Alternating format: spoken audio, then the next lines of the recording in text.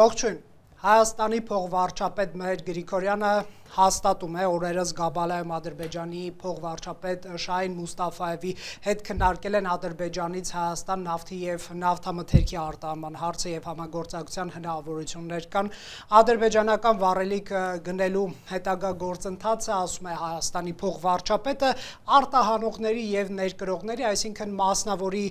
սեգմենտում է, իսկ հնարավոր գործարքների պայմանները կբխեն շուկայից, իսկ Հայաստանի էկոնոմիկայի նախարար Գևորգ Պապոյանը կրկին հաստատելով այս տեղեկությունը ասում է, որ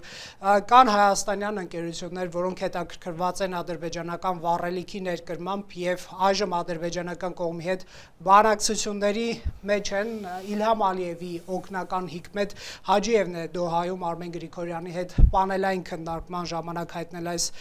լուրը։ Երկրների անվտանգային քաղաքականության համար պատասխանատու այս երկու պաշտոնյաները վառելիքի հնարավոր գնման գործարքը շոշափում են իբրև հաստատված խաղաղության ինստիտուցիոնալացման process-ի մաս։ Շաբաթներ առաջ Ադրբեջանը վերացրել է իր տարածքով դեպի Հայաստան արտահանման ներկրումների արգելքը, ինչի արդյունքում ղազախական եւ ռուսական ցորեն է ներկրվել Հայաստան։ Ինչի մասին է այս process-ները, էներգակիրների հնարավոր վաճառք, ռիսկեր թե դիվերսիֆիկացման հնարավորություններ են առկա Factor TV-ում հրավիրել ենք քննարկում, որին մասնակցում են Սամվել Մելիքսեթյանը, հայկական խորհրդի փորձագետ, Սոս Խաչիկյանը, տնտեսագետ, Գեորգի Միրզաբեկյանը, արևելագետ եւ պատմական գիտությունների թեկնածու Արմեն Պետրոսյանը, տարածաշրջանային հարցերով փորձագետ եւ արևելագետ եւ Դիանա Կարապետյանը, Ադրբեջանի հարցերով վերլուծաբան։ Պարոն Մելիքսեթյան, սկսենք ձեզնից, ինչի մասին է այս process-ը։ Այս process-ը իհարկե այսպես կոչված խաղաղության դիվիդենդների փորձարկման, ես կասեի, փորձարկման մասին է։ Մենք գիտենք, որ հատկապես Վաշինգտոնյան այդ հռչակագրից հետո կա որոշակի միտում եւ որոշակի ձգտում ցույց տալ, որ սա ինչ-որ նոր փուլ է հարաբերությունների եւ նաեւ դրական քայլեր անել այդ ուղղությամբ։ Դրանցից մեկը, ինչպես դուք նշեցիք, դա Ադրբեջանի տարածքով տրանզիտի բացումն էր երրորդ երկրներից երկաթուղային դեպի Հայաստան, Վրաստանով, եւ երկրորդը արդեն այս խոսակցությունն է, ասենք էներգակիրների, որը նույնպես քննարկում էր նաեւ փորձագիտական մակարդակով, այդ թվում հայ-ադրբեջանական տարբեր ֆորմատներով։ Քննարկել եք, այսինքն Բաքվում կամ Երևանում գտնվել է։ Այո, դեռ դրանից շուտ իհարկե քննարկվել է այս թեման եւ այդ հետաքրքրությունը եղել է։ Իհարկե կա նաև մի ուրիշ վերջին շրջանի հայտարարություն, ադրբեջանական լրատվականներից մեկը նշել էր, որ քանի որ այս Վրաստանի հետ կապված խոչընդոտները կան, կարելի է մտածել նաև ուղիղ կապի հաստատման մասին եւ դա շանտաժ էր Վրաստանի ուղղությամբ, թե իրական գործընթաց կա։ Ես կասեի, դա այդ առիթը օգտագործելու էր ինֆոդաշտում, նաև գուցե որոշակի դրական ընկալում ապահովելու համար ադրբեջանական լսարանի համար, որովհետեւ այնուամենայնիվ կարծում եմ ադրբեջանական կողմն էլ խնդիր ունի ցույց տալու ինչու են այս կամ այն որոշումները ընդունվում եւ դրանց տրամաբանությունը, իր հասարակությանը, ու խոսքը նաեւ Ղազախ-Իջևան երկաթուղու մասին է, որը չի գործում 92 թվականից, որը վերականգնման կարիք ունի։ Մի խոսքով սրանք վերջին շրջանի զարգացումներն են, ես կարծում եմ սրանք իհարկե դրական զարգացումներ են, բավարար են, որ մենք խոսենք, ասենք ինչ-որ արդեն լիարժեք տնտեսական ապաշրջափակման մասին ոչ, սակայն իրենք որոշակի միտում են ցույց տալիս ու կարծում եմ հետագա քայլերը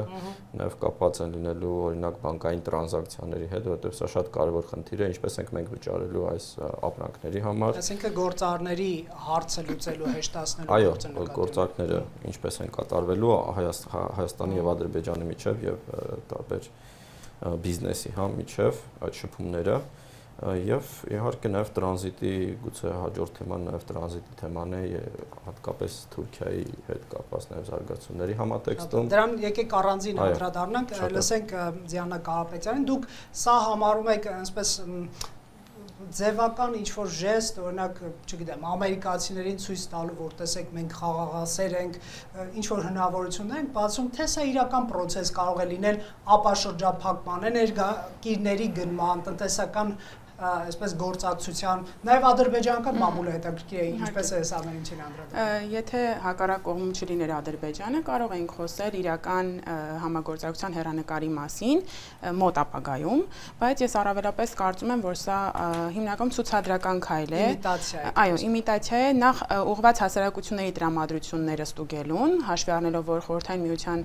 փլուզումից հետո առևտրատնտեսական կապերը, մոտ հարաբերությունները իհարկե չեն եղել, կարծում եմ, որ տնտեսական դիվիդենդներ քաղելով հասարակություններին փորձում են հարմարեցնել կրկին կողք կողքի ապրելուն, տնտեսական շփումներ ունենալուն եւ այլն։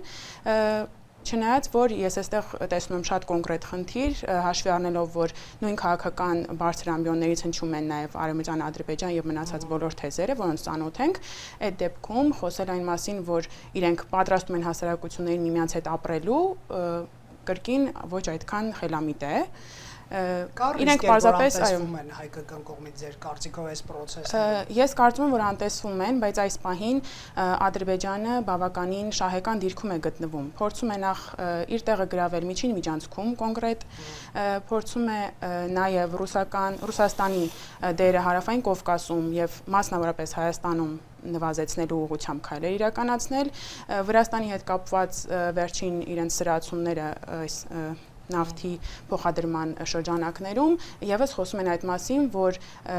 Ալիևը ինչպես հայտարարել է, որ TRIP-ը երբ որ սկսի գործարկել, դա ինչ որ առումով Վրաստանին դուրս է մղելու, կոնկրետ բառերը չեմ ասում, բայց միտքային էր, որ ինչ որ առումներով Վրաստանին դուրս է մղելու տրանզիտ ճանապարհ լինելու այդ հանգամանքից եւ հաշվի առնելով դա, կարծում եմ, որ Ալիևը այս քայլով նաև Վրաստանին դիմելով, որպեսզի իր միջոցով բերի եւ ստանալով պատասխանը բավականին բարձր արժեքի, փորձում էր նաեւ այդտեղ դրամատրությունները ստուգել։ Ես ուսումնասիրել եմ, վրացական կողմը տարբեր աղբյուրներ ասում են, որ $92 էր առաջարկել 1 տոննա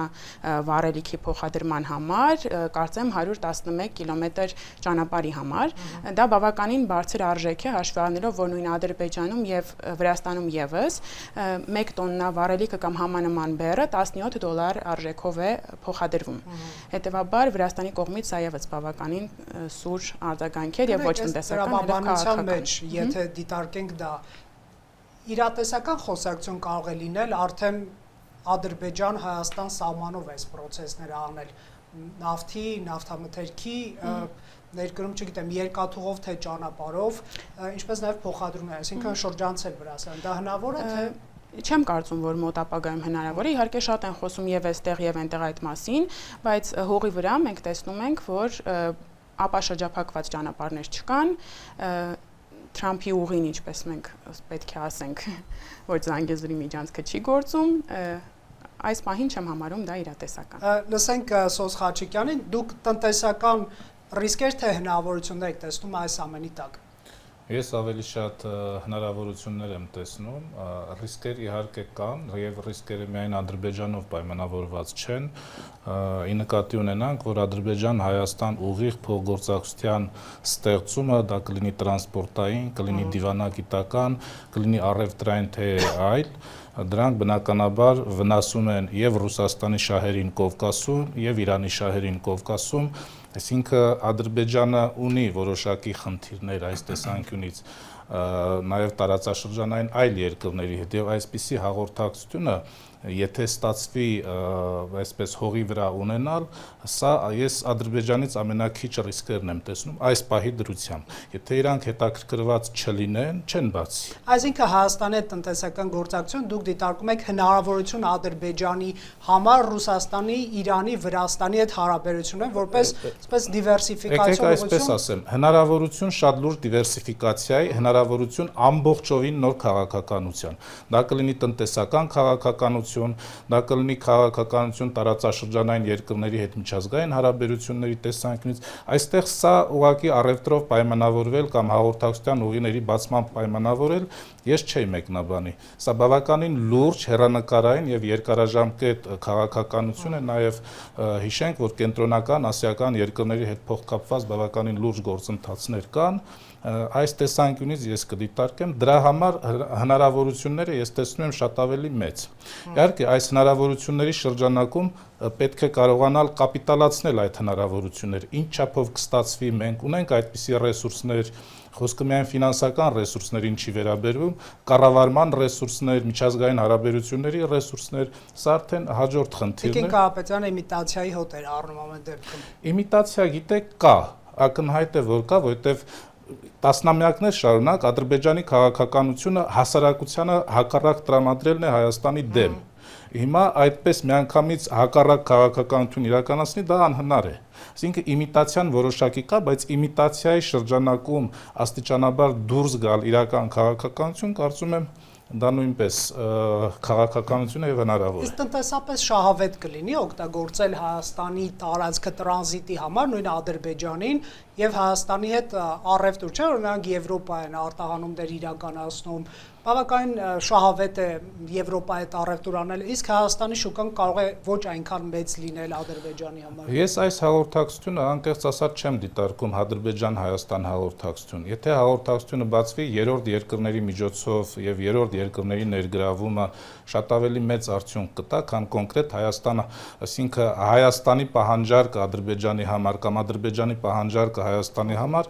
մեծ կարող է չլինել, բայց երրորդ երկրները նոր քաղաքականություն կառուցեն այս հաղորդակցության շրջանակում եւ իհարկե ես անհնար եմ պատկերացնում Հայաստան-Ադրբեջան հաղորդակցությունը առանց Թուրքիայի հետ սահմանի բացման։ Իսկ եթե Թուրքիայի հետ սահմանը բացվի, արդեն Հայաստան-Ադրբեջան հաղորդակցությունը նույնիսկ հնարավոր է երկրորդ պլան մղվի Հայաստանի համար։ Այսինքն սա երրորդ երկրները տարածաշրջանային քաղաքականությունը այս տեսանկյունից եմ ես դիտարկում եւ կարծում եմ, որ այդտեղ այո, իսկապես հնարավորությունները բավականին Այսինքն մեծ։ ամերիկացի դիտորդների համար էլ կարող է այս process-ը լինել, Թրամփի վարչակազմի նկատի ունեմ, որ մենք կառուցողական ենք, թե ամեն դեպքում ձևականություն չկա այս իմաստով։ Չէ, պետք է իրենց քաղաքականությունը միանշանակ պետք է, անհրաժեշտ է, ձևականություն որ չափով կա, մի քիչ կդժվարանամ գնահատել, բայց իրականում իսկապես պետք է, անհրաժեշտ է նաև իրենց, նաև այլ երկրների հետ փոխգործակցության շրջանակում եւ սրա հնարավորությունները նորից կրկնեմ, որ ես ավելի մեծ եմ տեսնում։ Շատ լավ, պարոն Պետրոսյան, դուք ինչպես եք մոտենում այս նորություններին։ Տեսեք, երկու մակարդակում հարցը պետք է նայել։ Ադրբեջանի տեսանկյունից սա տնտեսական շուկա է, այսինքն Հայաստանին կախվածության մեջ պահելու, Հայաստանում տարբեր մրցակիցներին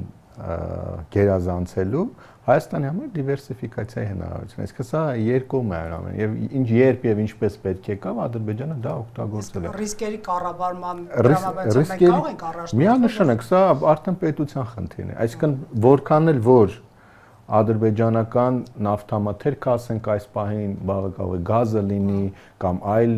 ապրանքատեսակներ, որքան էլ դրանք ավելի շահավետ լինեն Հայաստան ներկրելուն, պետության խնդիրը լինելու է թույլ չտալ մեկ երկրից կախվածությունը, մանավանդ այնպիսի ռազմավարական նշանակության ապրանքատեսակներ, ինչպես նույն նավթամթերքը, էներգակիրները եւ այլն։ Վտանգ էլ կարող է լինել, դեմպինգի էժան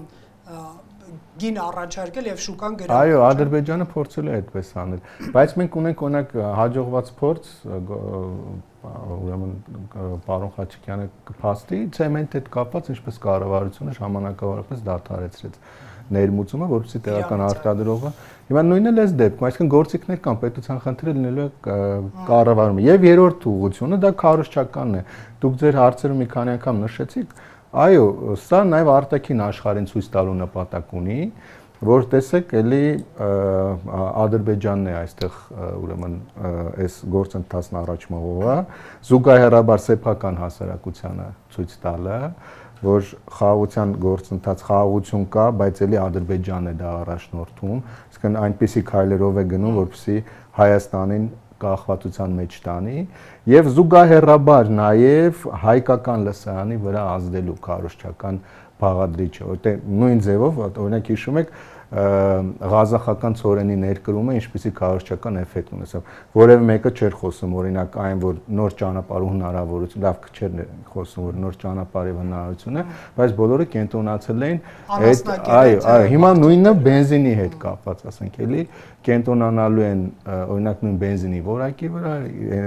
նավթամթերքի որակի վրա, մոռանալու են, որ սա դիվերսիֆիկացիայի հնարավորություն է։ Այսինքն ազդելու է հայկական ներքաղաքական ներքին խոսույթի վրա։ Ինչպես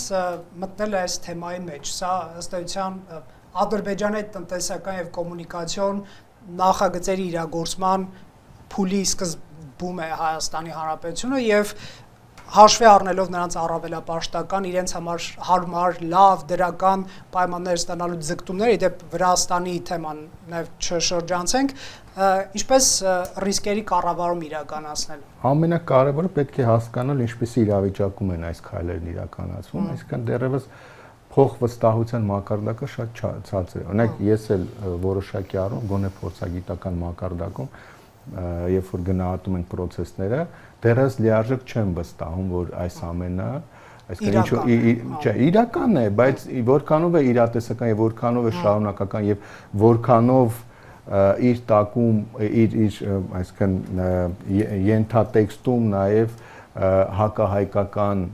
այսինքն միանշանակ առաջին հերթին Ադրբեջանի շահերն են, բայց ուրեմն նաեւ որոշակի առումով Հայաստանին վնասել էլ չասենք, հա գոնե ոչ այնքան բարեկամական կամ ոչ այնքան այս գործընթացին միտված տրամաբանության մեջ, այսինքն այդ կա, այսինքն մենք պետք է հասկանանք, թե ինչպեսի շրջափուլում է այս գործընթացը գնում եւ դրա դրական ու կարեւոր կողմերը պետք է օգտագործել։ Հատկապես տեսեք այնուամենայնիվ ես դրական եմ գնահատում, երբ որ օրինակ Հայաստանի տարբեր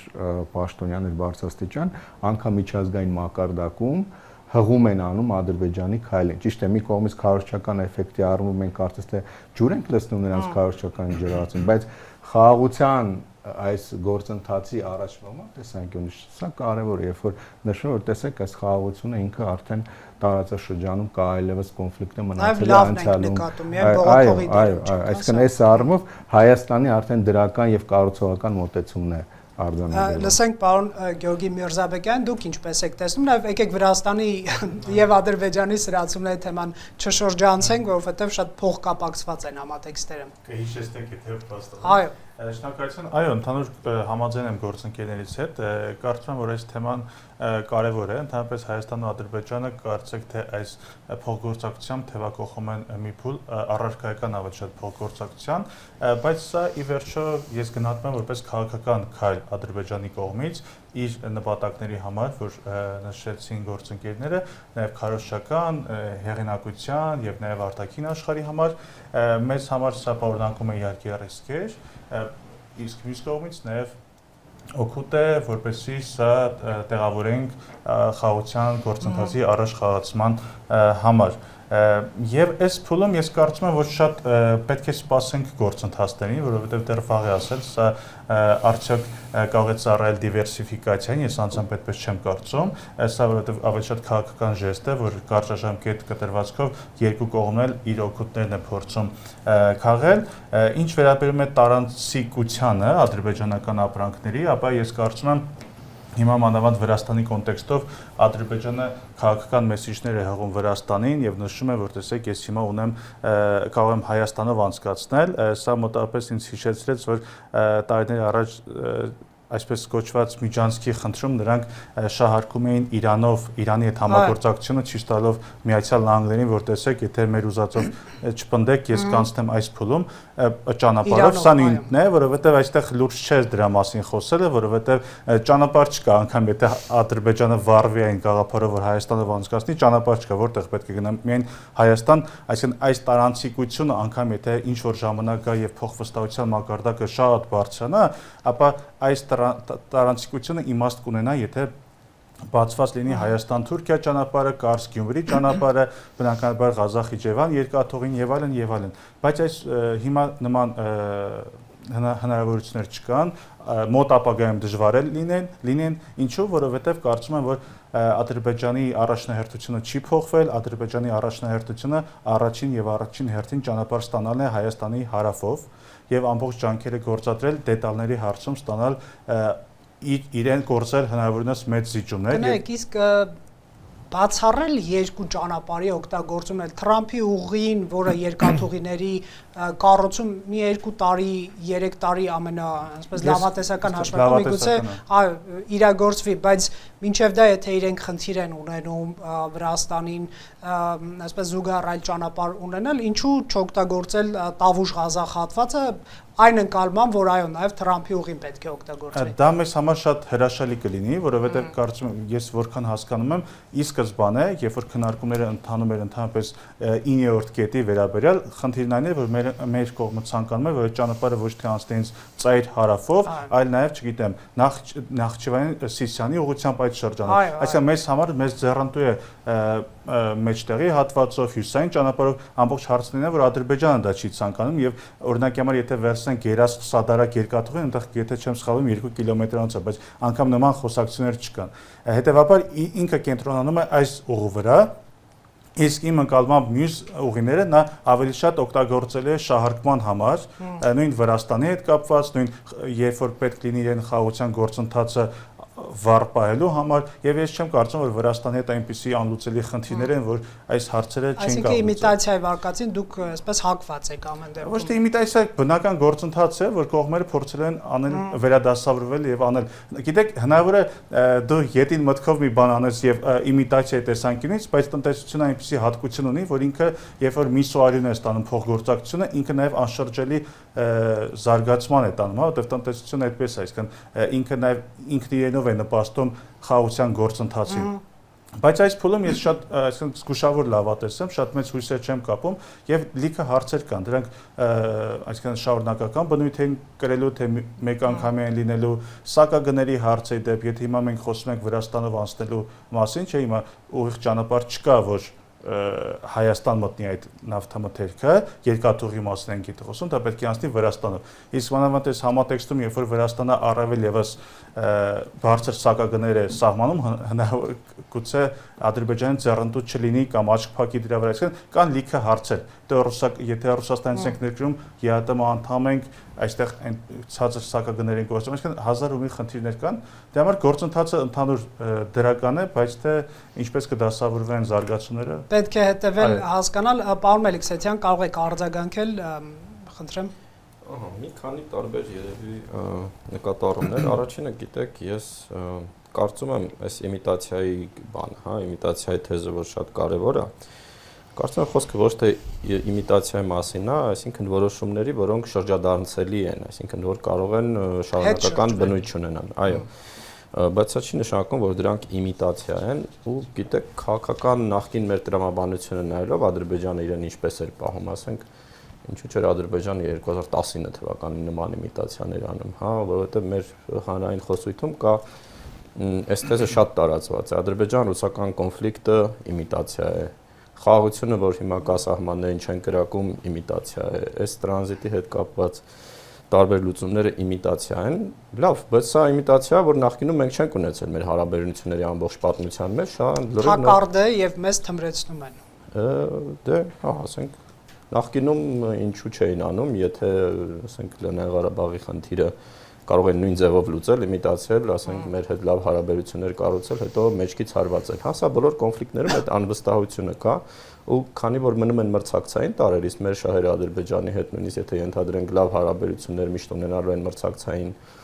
տարը, ինչպես կա Վրաստանի հետ, ինչպես կա այլ երկրների հետ, մենք ավելի շատ հակված ենք լինելու այդտեղ կոնֆլիկտային ենթատեքստեր տեսնել, քան այդ մրցակցային բնական գործընթացները։ Հա, սա երևի sense աքսիոմատիկ երևույթներից մեկն է։ Եվ իհարկե նաև պետք է հասկանալ, որ ադրբեջանական քաղաքական որոշումները, այդ թվում նմանատիպ որոշումները միշտ ունեն քարոզչական տար։ Ու միշտ է դառնելու, ասենք, խաղաղության պայմանագիրը կնքվի դառնելու է քարոզչական ինֆորմացիոն ֆոնով, բացվեն բոլոր կոմունիկացիաները լինելու է քարոզչական ֆոնով, ցանկացած հանդիպում, ցանկացած մակարդակի իրենց լրատվականները քարոզչական ֆոնով, որովհետև այդ պետությունը ունի այդ յուրահատկությունը, հա, այլ ինֆորմացիոն դաշտ ինքը չի ստեղծում եւ սա նույնպես այդ յուրահատկություններից մեկն է այս գործընթացի, մենք ունենք տարբեր լրատվական Հիկմետ Աջեևի ասած այն թեզը, որ մենք հաղթեցինք պատերազմում, կհաղթենք նաև խաղաղության մեջ, պետք է ցուցադրեն ամեն դեպքում նկատի։ Այո, իրանք մոտիվացիոն են ու նաև այս ամենը իմ կարծիքով իհարկե ցուցադրել, ու իհարկե կա նայեք այս վերջերս կարծում եմ մի հետաքրքիր նյութ կար նաև որ սոտկի հատվածում հանդիպել են այդ սահմանազատման բաները, հանձնաժողովները, կարծում եմ խոսքը սոտկի, ոսկու, հանքի հատվածում ինչ-որ գործողությունների հետ է կապված, որովհետև ադրբեջանական կողմը վերջերս այդպիսի հետաքրքրություն ունի իր հատվածը հանքի շահագործելու, հա, եւ սկսել ակտիվ շահագործելու, ու սա նույնպես ցույց է տալի, որ այնուամենայնիվ այս գործընթացների տակ կա իրական փոփոխություններ, որովհետև եթե մենք կոնֆլիկտային ինչ-որ զարգացումներ ենք ենթադրում, այն ենթակառուցվածքները եւ այն օրենք այդ հատվածում որ անմիջապես սահման է, հա, պետք է ասենք կառուցեն, շատ մեծ է ռիսկային գործոնը եւս։ Այսինքն մենք ունենք այս դրական ցուցանիշները, մենք ունենք անխուսափելի բոլոր այդ իմ նշած կետերը, որ ռիսկային տարուն են, այս բոլոր որոշումները շրջադարձելի են, այսինքն իրենք կարող են չեղարկել ինչ-որ պահին, եթե մենք քաղաքական թրեքում այլ զարգացումներ ունենանք, բայց սրանք միանշանակ իրենց ամբողջ դրամաբանությամբ տարբերվում են այն ամեն ինչից, ինչ մենք ունեցել ենք հայ-ադրբեջանական այս 30 վերջին 35 տարվա, հա, պատմությունում, եւ սա նոր փուլ է իր նոր, այսպես ասած, մարտահրավերներով։ Ես նաեւ համաձայն եմ այն կարծիքի հետ, որ Ադրբեջանի համար շատ կարեւոր է թրիփի շուրջ կարգավորումները եւ եթե մենք ենթադրում ենք լիարժեք ապաշրջափակում, տրանզիտ եւ այլն, դա կախված է լինելու հենց թրիփի առնվազն հայտարարված կարգավորումներից եւ իրենց համար դրա մեջ ինչ որ բարենպաստ։ Իսկ Տավուշ-Ղազախ հատվածում այսպես կոմունիկացիայի գործարկումը ինչքանով հավանական է։ Ես կարծում եմ սա նույնպես քննարկվող հարցերից է։ Այո, այնտեղ թրիփից հետ դա կապ չունի, բայց պետք է նշել, որ դա ամենահարմար Հայաստանի համար թե ավտոմոբիլային ճանապարհն է դեպի Ադրբեջան։ Ադրբեջանը կարող է մտահոգություն ունենալ, որ եթե գործարկում ենք Տավուշ-Ղազախը, Հայաստանը շահագրգիռ չի լինի Թրամփի ուղիով, այնպես որ սպասենք Թրամփի ուղին գործարկվի, հետո նոր Ղազախ եթե ոչ գործարկվի, այդ Թրամփի ուղու շուրջ հասկանալի լինի ոնց է լինելու Թրամփի ուղին, գործնական քայլերը որոնք են լինելու, ժամկետները եւ այլն, եւ դրանից հետո կարծում եմ մենք կունենանք փոփոխություններ նաեւ այդ հատվածում եւ դրա մասին իրենք էլ են արդեն նշում, այնտեղ 13 կիլոմետր մոտ երկաթուղի պետք է վերականգնի իրենց տարածքում եւ նաեւ մեր տարածքում իհարկե ամբողջ երկաթուղային ցանցը պիտանի չի շահագործման պետք է վերականգնվի եւ ինչ որ լուծումներ լինեն, հա, այնտեղ նաեւ սահմանազատման հետ կապված կան խնդիրներ, որովհետեւ երկաթուղին եւ մայրուղին ասնում են անկլավի տարածքով նաեւ բացի հետագա հատվածը, որտեղ դիրքեր են արդեն սահմանի Հայաստանի սահմանի ներսում, մի խոսքով կան տարբեր նաեւ այդ կոմունիկացիայի հետ կապված բարդություններ, բայց կարծում եմ կան նաեւ լուծումներ, որոնք իրականում այդքան լուրջ խոչընդոտ չեն, հիմնական թեման ադրբեջանական կողմի համար ու դա շատ զգացվում է նաև իրենց փորձագիտական, այսպես ասած, շփումների ժամանակ իրենց հետ դա թրիփի թեման է ու իրենց կողմից կա նաև որոշակի անհանգստություն, ինչ են որոշելու հայկական եւ ամերիկյան կողմերը եւ ինչ ձևով են դա մատուցելու ադրբեջանական կողմին, հա, որովհետեւ քանի որ այդ քարոզչական ինֆորմացիոն տարը շատ կարեւոր է եւ ինչպես գիտեք ադրբեջանական կողմի համար սա նույնպես հաղթանակներից մեկն է այս լուծումը։ Այո, իրենց համար շատ ցանկալի է որ նաեւ դրա մատուցման ձևը այդ պատկերը չխախտի, հա, եթե նույնիսկ բովանդակային առումով այնտեղ իրականում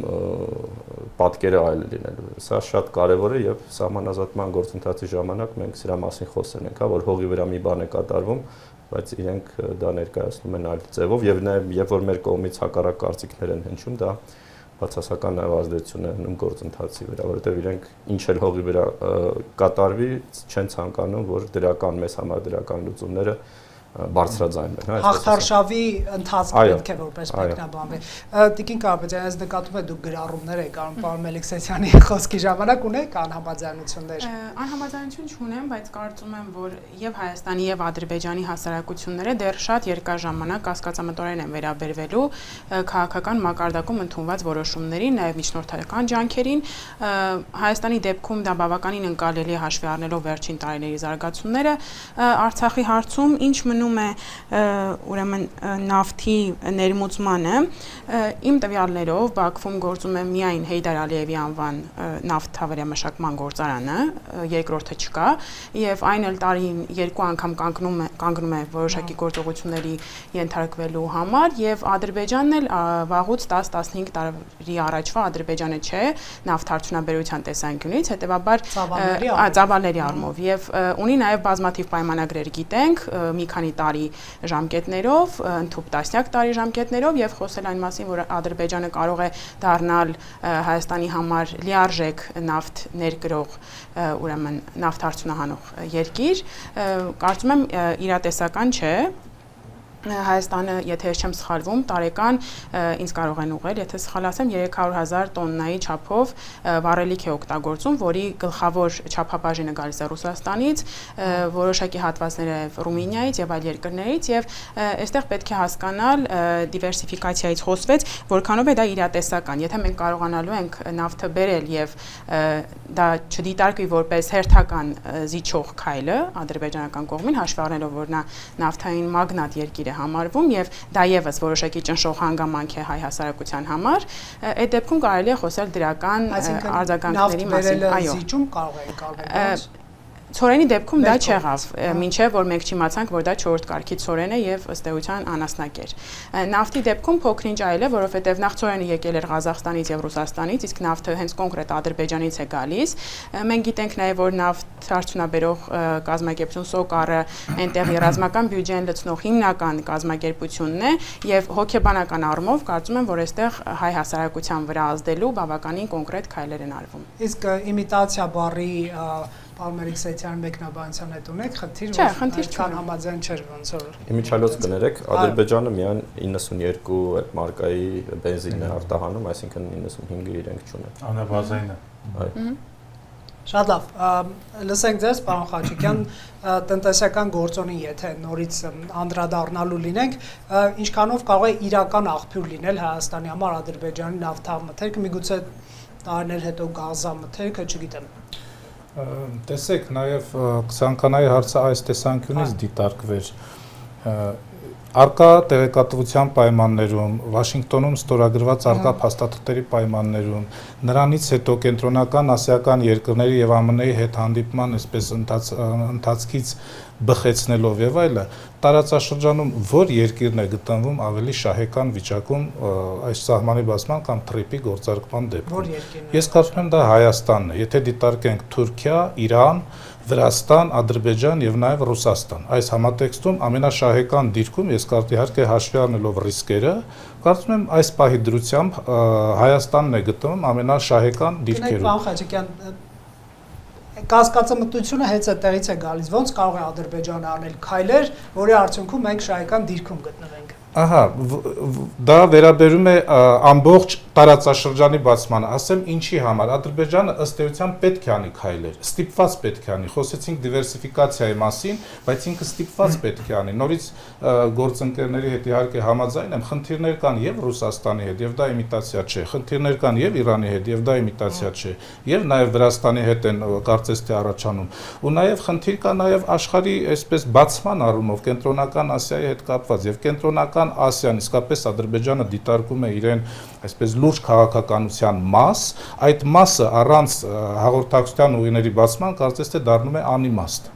Իսկ այս պահի դրությամբ, եթե ճանապարհները բացում են բնականաբար, եթե ավելի շահեկան դիրքերում այսպես տեսականորեն ասեն գտնվում է Հայաստան, Ադրբեջանն ամեն ինչ անելու այդ շահեկանը դարձնի իրենը նաև։ Այդ պատճառով է նաև որ առաջին հերթին փորձում են հարավային ճանապարհով այսպես դուրս գալ դրան, որտեվ եթե հյուսիսային ճանապարհով դուրս գալ, Նախիջևանի խնդիրը չի արծարծվում։ Հյուսիսային Տավուշ-Ղազախ։ Տավուշ-Ղազախ, այո, Նախիջևանի խնդիրը այսպես դա Ադրբեջանի համար շատ լուրջ խնդիր է։ Մենք չպետք է միայն տնտեսականը դիտարկենք, Ադրբեջանը այսպես Նախիջևանի միջոցով Թուրքիայի հետ հաղորդակցության լուրջ խնդիր կարող է ունենալ, եթե առաջինը բացվի Իջևան Տավուշ հատվածը։ Իհարկե կարծում եմ երկրորդ փուլում դա նույնպես պարտադիր պայման կդառնա, գործընթացներ կսկսվեն։ Իսկ հիմա կնեք, հիմա հայ-ադրբեջանական սահմանով ցամաքային այս փոխադրումները հնարավոր չի իրականացնել, որ Վրաստանի այդ մաքսատուրքերը շրջանցվեն։ Ես հաջորդ տեսանկյունից փորձում եի դա ներկայացնեմ, պարտադիր չէ կառուցել երկաթուղի։ Ավտոմոբիլային ճանապարհով Ղազախի եւ Իջևանի տարածաշրջանում կա ավտոմոբիլային ճանապարհ, այսինքն Հայաստանի մի քանի հատվածներում դրանք կան եւ բնականաբար դա հնարավոր է, բայց դա հնարավոր է արդեն միայն կարծում եմ Հայաստան-Ադրբեջան փոխգործակցության շրջանակում, որը Ադրբեջանը չէ բացվում Հայաստան-Ադրբեջան սահմանում, չեմ սխալվում։ Չի բացվել, բայց տեղորոշվել են, բայց չի բացվել։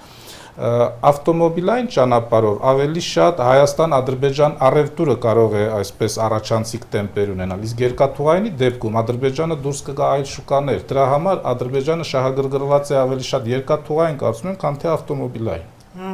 Եվ այս տեսանկյունից եթե դիտարկենք, բնականաբար շատ լուրջ փոփոխություններ նաև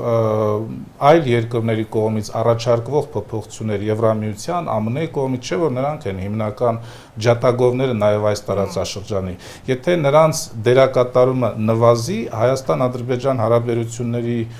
բարելավման տեմպը նույնպես կնվազի։ Հենց դրա համար ես նկատի ունեմ, որ Հայաստանը գտնում է ավելի շահեկան դիրքերում այս առումով, քանի որ եւ Եվրամիության հետ եւ ԱՄՆ-ի հետ գոնե փաստաթղթային հենքով ունի ավելի լավ հնարավորություններ զարգացման եւ միջազգային շուկաներ դուրս գալու։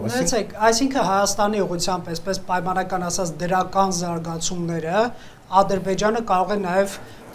վաճառել կամ էներգիա դարձնել ԱՄՆ-ի եւ ԵՄ-ի հետ ավելի կառուցողական բանակցությունների, սա բայց այդքան կարևորություն ունի Ադրբեջանի համար։ Շատ մեծ կարևորություն ունի եւ աստիճանաբար կարող է այդ կարևորությունը մեծանալ, եթե հաշվի առնենք այն հանգամանքը, որ ինչպես են ԱՄՆ-ն եւ Եվրոպան ցանկանում իրենց ներկայությունը մեծացնել տարածաշրջանում, դա կլինի կենտրոնական Ասիայում, թե կլինի Հարավային Կովկասում։ Այս մեծացման, զարգացման այս փուլում Ադրբեջանի համար մյուս փոխգործակցությունը Եվրոպայի եւ ԱՄՆ-ի հետ շատ լուրջ նշանակություն կարող է ունենալ։ Եվ այդ նշանակությունը իրենք կարող են այլ ձևով այսպես վաճառել եւ Հայաստանի միջև հարաբերությունների այս կարգավորումը դրա համար է մի քիչ ավելի բարդ ստացվում, ավելի շատ նյուանսներ պահանջում եւ իսկապես այո, ես համարում եմ, որ ավելի շահեկան դիրքերում կգտնվի Հայաստանը։ Շատ լավ, պարոն Պետրոսյան, մինչև հնարավորություն տալ, ես ամեն դեպքում նոր հանգամանքի հատ եկավ, կուզեի ձեր տեսակետը Ադրբեջան փորձի Հայաստանի հետ բարելավումների գնալ, նաեւ ԵՄ-ի ԱՄՆ-ի հետ հարաբերություններում ավելի շահեկան դիրք ստանալու եւ վերադիրքավորվելու որպես կոնֆլիկտի գոտուց Ասիա Եվրոպա կապող օղակ։ Դուք այդ զարգացումը հերքում եք, հնարավոր է, միգուցե հավատալ այդ վերադիրքավորման թեզին։ Այդտեղ եւս Ադրբեջանը ունի հստակ քարոզչական միտումներ, այսինքն եւ ԱՄՆ-ին եւ Եվրամիությանը ցույց տալ, որ ինչպես նշեց իմ գործընկերը, նա խաղաղության կողմն է, խաղաղություն թելադրող կողմն է, խաղաղություն հաստատող կողմն է եւ նման քայլերը, այսինքն Վրաստանի միջոցով Բեռներ առաքելը եւ այլն, կարծում եմ, որ նաեւ այս հարթությունում են տեղավորվում, այսինքն ցույց տալ գերտերություններին, որ ես խաղաղամետ եմ, ես այլևս չեմ վերադառնում անցյալ եւ որոշ դեպքերում նաեւ մեղադրել Հայաստանին չընդունելու այդ դիրքավորումը։ Հաստատեն չերկեցիք։ Այստեղ ես կներեք ես զարգացնեմ, որովհետեւ ես էլ միանշանակ իմ խոսքում նշեցի Ադրբեջանի նախագահի ընդհանրապես Ադրբեջան պետության ամբիցիաների մասին։ Իսկ իրենք ձգտում են հենց այդպեսին լինել, այսինքն աշխարհի տարբեր աշխարհակահաղական, աշխարհատնտեսական կենտրոնների համար դառնալ ամենահետաքրքիր խաղացողը այս տարածաշրջանում։ Ոչ թե կոնֆլիկտով, այլ դիրքով եւ նայեք, տեսեք, միանշանակ, այսինքն ես նաեւ այն որ խաղաղությունը իմիտացիա չէ, այլ հնարավորություն է, ես նաեւ իմ գոնե վերլուծություններում դրանով եմ հիմնավորում։ Այսինքն մյուս կարևոր քայլը, տեսեք, Ադրբեջանը միացավ C5 այդ ձևաչափին կենտրոնական Ասիայի։ Այսինքն ինքը հիմա դրանով երկու տարածաշրջանում միաժամանակ ձգտում է ցույց տալ իր հնարավորությունները եւ կտեսնեք այս ձևաչափը շատ ավելի արագ է ընթանալու Ադրբեջանի ներգրավվածությամբ, քան մինչև հիմա։ Այսինքն նախաձեռնությունը Ադրբեջանը վերցնելու իր ձեռքը։ Դրա նպատակներից մեկն էլ էլի, ինչպես արդեն նշեցի, տարբեր կենտրոններին ցույց տալն է իր կարևոր իր նշանակությունը։ Գնայք պարոն Պետրոսյան, ընդհատում եմ, այսինքն Ադրբեջանի այս վերադիրքավորում կամ վերաբրենդավորումը որպես կապող կամուրջ անհնար է առանց Հայաստանի հետ դրական կոմունիկացիոն կամ էներգետիկ գործընկերության, չէ՞ կարող է մեզ շրջանցել եւ ելի շարունակել այդպես դիրքավորվել, թե չի կարող, թե պարտադրված է ինչ-որ իմաստով Հայաստանի ուղղությամբ այսպես դրական լավարկումների գնալ։ Տեսեք, Ադրբեջանը շատ լավ հարց եք տալիս, որպեսզի նման դերակատարում ունենա որևէ պետություն, ինքը պետք է մաքսիմալ դրական միջավայր ձևավորի, ուրեմն իր հարևանությամբ եւ տարբեր դե Վրաստանով հիմա էլ կա։ Այսինքն Վրաստանով այդ ճանապարհը կա, Ադրբեջանին պետք է նման ամբիցիաներ ունեցող պետությանն էլ արդեն պետք է, օրինակ Թուրքիայի դեպքում ոնց ենք տեսնում, չէ՞։ Իրան էլ պետք է այլընտրանքներ, այսինքն ինչու պետք է միայն Վրաստանից կախված լինի։ Նույն տեսեք հիմա թրիփի մասին ենք խոսում, չէ՞, բայց զուգահեռաբար իրենք իրանցիների հետ բանակցում են Արասի միջանցքի հետ կապված, այսինքն իրենց էլ այդ այլընտրանքները պետք են, որովհետև կրկնում պետությունը փորձում է ուրեմն բարձրանալ մեկ մակարդակով ավելի բարձր դերակատարման, իսկ նման դերակատարման ձգտող երկրի համար պետք են այդ ուրեմն այլընտրանքները, դիվերսիֆիկացիան իրենց էլ է պետք։ Հիմա հաջորդ մակարդակում ես վստահ եմ, որ իրենց նախագահի աշխատակազմում հիմա այսպես շատ խելացի մարդկանց մի խումբ նստած հերթական քայլեր է քննարկում, էլ ինչ կարելի է Հայաստանի ուղղությամբ անել, էլ ինչ քայլ, էլ ինչ դրական։ Ինչ է նստանում դրա։ Օրինակ ասեմ հաջորդ քայլը չի բացառում, որ գործընկերներն էլ նշեցին, հնարավոր է որ ավտո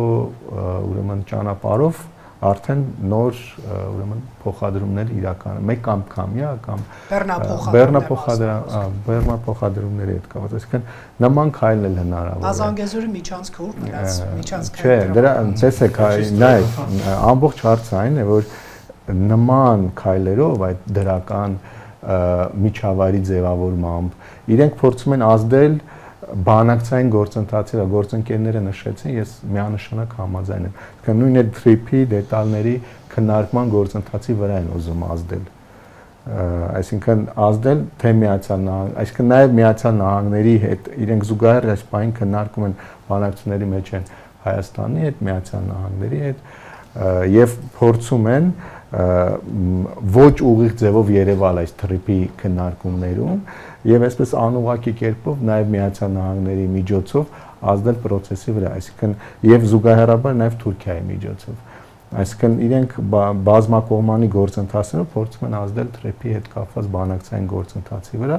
իրենց անուղիղ կերպով կրկնում չերևալով, իրենց համար ձեռնտու լուծումներ ստանալու նպատակով։ Այնպես որ նման քայլերը իրենք անընդհատ անելու են այս ընթացքում, բայց զուգահեռաբար նաև պահպանելու են